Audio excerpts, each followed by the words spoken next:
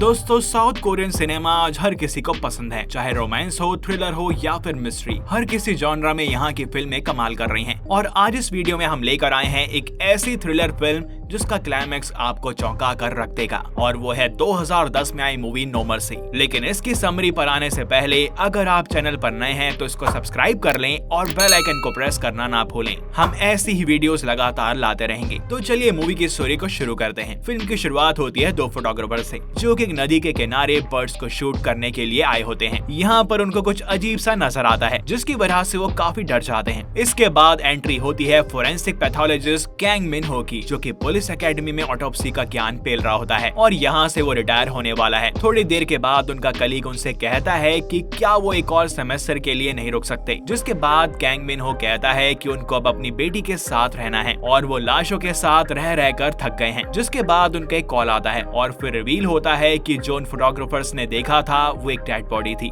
जिसको बुरी तरह से काटा हुआ था। इसके बाद वहाँ पुलिस आ जाती है और इन्वेस्टिगेशन करने में लग जाती है। यहाँ एंट्री होती है सोयोंग की, जिसने हाल ही में पुलिस की नौकरी शुरू की थी, और वहीं उसके सीनियर उसे परेशान करते हुए भी नजर आते हैं। जिस लड़की की लाश को काटा गया था उसका एक हाथ भी नहीं था। और फिर ये पोस्टमार्टम के लिए कैंग मिन हो के पास आती है। जब पुलिस उस लड़की की छानबीन करती है तो उन्हें पता चलता है कि उस लड़की का नाम यूना था और वो एक बार के अंदर काम करती थी। जिसके बाद जो इन्फॉर्मेशन कैंग मिन हो को ऑटोप्सी के दौरान मिलती है वो पुलिस वालों के साथ शेयर करते हैं और वो बताते हैं कि इस लड़की के सर पर वार किया गया था, जिससे कि उसका भेजा डैमेज हो गया और उसका खोपड़ा भी फ्रैक्चर हो गया। इसके अलावा उसके नाक, कान, मुंह के अंदर ग्रेनाइट की मिट्टी मिली और उसके शरीर पर नमक के पार्टिकल्स भी हैं, जिससे ये पता चलता है कि उस कातिल ने उस लड़की को नदी के अंदर डाल दिया होगा। ये बात सुनकर पुलिस चीफ हर जगह पुलिस वालों को भेज देते हैं जहां पर ग्रेनाइट मिट्टी पाई जाती है। तब पुलिस वालों को एक इंडस्ट्री मिलती है जहां पर ग्रेनाइट मिट्टी पाई जाती है और वहीं पत्थरों में दबा उन्हें उस लड़की का कटा हुआ हाथ मिलता है। सोयोंग वहां कुछ प्रोटेस्टर्स को भी देखती है,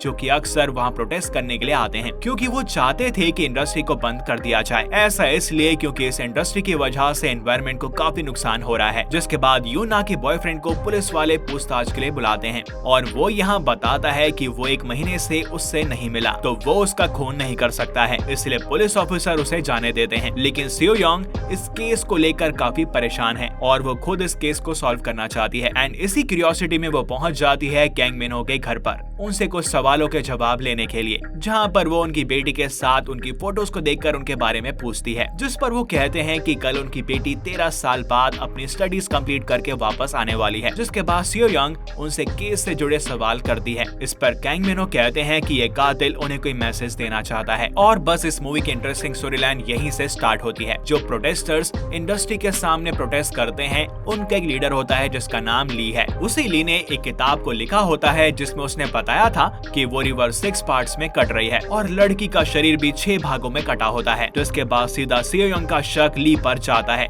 और वो उसे अरेस्ट कर लेती है। और कमाल की बात है कि वो मान भी लेता है कि वो मर्डर उसी ने किया। दूसरी तरफ हम प्रोफेसर कैंग को देखते हैं, जो अपनी बेटी को एयरपोर्ट पर रिसीव करने के लिए गए होते हैं। तभी वहाँ एक आदमी आता है और उन्हें एक लिफाफा देकर ये कहकर चला जाता है कि ये लिफाफा उनकी बेटी ने उन्हें दिया है। जैसे ही वो एनवलप ओपन करता है तो उसकी बेटी को टॉर्चर की गई तस्वीरें उसको दिखाई देती हैं और उसे ऐसे पता चलता है कि उसकी बेटी को किडनैप किया गया है। तभी यंग का कॉल प्रोफेसर को आता है, जहां उसको पता चलता है कि पुलिस ने उस मर्डरर को अरेस्ट कर लिया है। साथ ही साथ वो ये भी सोचता है कि उसी किलर ने उसकी बेटी को किडनैप किया है। और उन्हें यहाँ ये भी शॉकिंग खबर मिलती है कि उनकी बेटी तो 1 वीक पहले ही सिटी के अंदर आ गई थी। तो तुरंत ही प्रोफेसर ली के पास पहुँचता है, जहाँ ली प्रोफेसर से कहता है कि अगर उसने उसे 3 दिन के अंदर यहाँ से नहीं निकाला तो वो उसकी बेटी को मार डालेगा। और अपनी बेटी को बचाने के लिए प्रोफेसर ली की बात मान लेते हैं। फिर प्रोफेसर सोयोंग के पास जाते हैं और उससे पूछते हैं कि क्या उन्हें कोई मर्डर वेपन मिला है। तो सोयोंग कहती है कि उसे मर्डर वेपन तो नहीं मिला, लेकिन उसे एक शव वहाँ पर मिली है जिससे ली ने उस लड़की के टुकड़े किए थे। जिसके बाद मौका मिलते ही प्रोफेसर अपने कुत्ते के खून से उस शव पर लगा खून को चेंज कर देते हैं। इसके बाद वो ली के पास जाते हैं और उसे बोलते हैं कि उसने शव पर लगा ब्लड चेंज कर दिया है और अब उसे अपनी बेटी से बात करनी है। तब ली उसकी बेटी को कॉल लगाता है, जहाँ पर उसकी बेटी रो रही होती है और उसको बचाने के लिए गिड़गिड़ा रही होती है।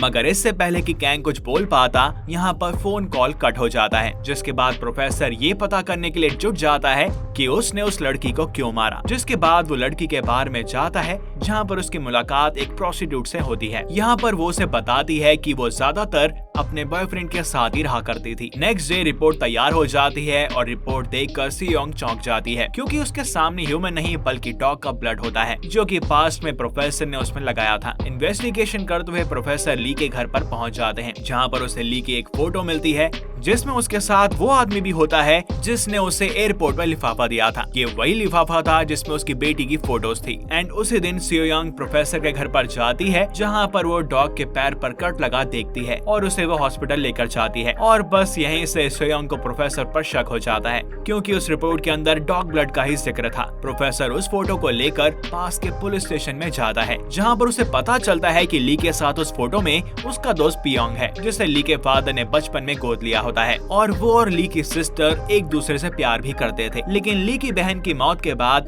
ली और पियोंग उनका गांव छोड़कर चले गए। ये सुनकर वो पियोंग का पता निकाल कर उसके घर पर पहुंच जाता है। तभी वहाँ कुछ आर्टिकल्स वो दीवार पर देखता है जहाँ पर एक एक्सीडेंट का जिक्र था। तभी वहाँ अचानक पियोंग आ जाता है और प्रोफेसर को देखने के बाद वहाँ से भागने लगता है। लेकिन पियोंग का पीछा करते वक्त प्रोफेसर का एक्सीडेंट हो जाता है जिसके बाद पियोंग उसे बहुत पीटता है और उसका पीछा ना करने के लिए कहता है। और अब प्रोफेसर को सब पता चल चुका है कि ली उसके साथ ऐसा क्यों कर रहा है। जिसके बाद वो ली के पास पुलिस स्टेशन जाते हैं जहाँ पर प्रोफेसर ली से उसकी बेटी को ना घसीटने की बात कहता है क्योंकि उसमें उसकी कोई गलती नहीं है। जिसके बाद ली उसे वहाँ से बाहर निकालने की बात कहता है क्योंकि तभी वो उसकी बेटी को छोड़ पाएगा। और जब प्रोफेसर जेल से बाहर निकल रहे होते हैं तो सियोंग के पूछने पर वो उसको सब कुछ बता देते हैं कि ली ने उसकी बेटी को किडनैप किया हुआ है और इसी वजह से वो ये सब कर रहे हैं। जिसके बाद प्रोफेसर इस लड़की की मदद से यूना के बॉयफ्रेंड का सीमन ले लेता है और यूना की बॉडी में ट्रांसफर कर देता है जिसकी वजह से ये लगे कि उस लड़की के साथ जबरदस्ती हुई है और उस लड़की का बॉयफ्रेंड फंस जाए और ली उस केस से बच जाए। फिर फ्लैशबैक में हमें पता चलता है कि कुछ लड़कों ने ली की बहन के साथ जबरदस्ती की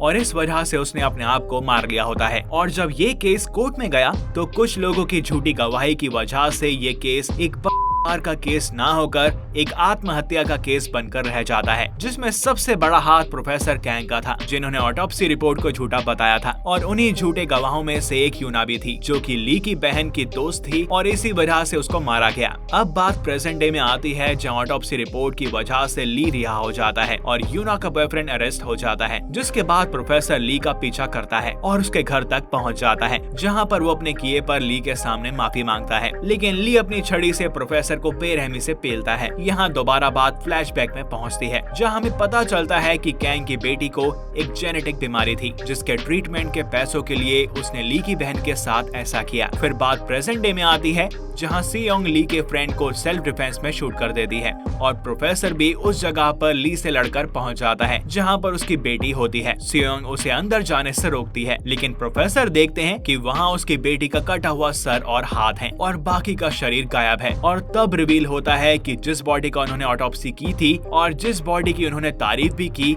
वो उनकी खुद की बेटी की ही थी। दरअसल ली ने 2 मर्डर किए होते हैं, एक यूना का और एक प्रोफेसर की बेटी का। और मर्डर करने के बाद उसने दोनों बॉडी के सर और धड़ एक दूसरे से रिप्लेस कर दिए थे और ये काम उसने फिल्म की स्टार्टिंग में ही कर दिया होता है। और जो ली ने प्रोफेसर की बात उसकी बेटी से कराई थी दरअसल वो एक रिकॉर्डेड वॉइस थी और इस फिल्म में जिन्होंने ली की बहन के साथ जबरदस्ती की उन सब का कत्ल ली ने ही कर दिया था। इस सब के बाद प्रोफेसर ली को शूट कर देता है और खुद को भी।